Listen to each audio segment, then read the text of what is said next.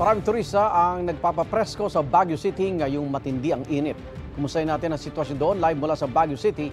May unang balita si Bob Gonzales. Bob! Igan, foggy at 18 degrees Celsius ngayon dito sa Baguio City at meron na nga mga nagbabakasyon para hindi na raw sila sumabay pa sa dagsa ng mga turista.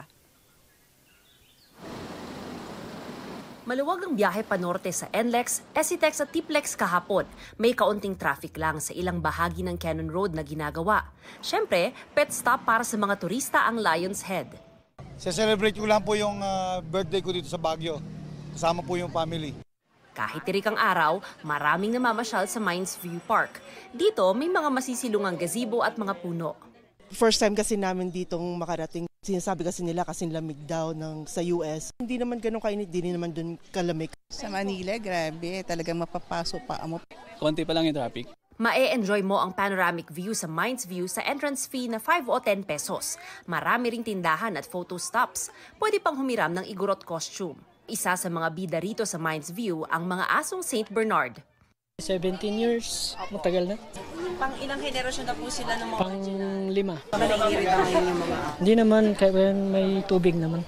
Marami talaga, dadayo talaga, aakyat ng Baguio. Bukas ang Mines View Park mula alas 5 ng umaga hanggang alas 6 ng gabi. Igan, dahil nga hindi pa naman ganun karami yung tao dito sa Baguio City, maluwag pa yung daloy ng trapiko at ngayon medyo malamig pero actually kapag katanghali, Igan, hindi mo na kailangan mag-jacket pag nasa Baguio ka para lang po iset yung expectations sa mga gusto magbakasyon dito ngayong Holy Week, Igan.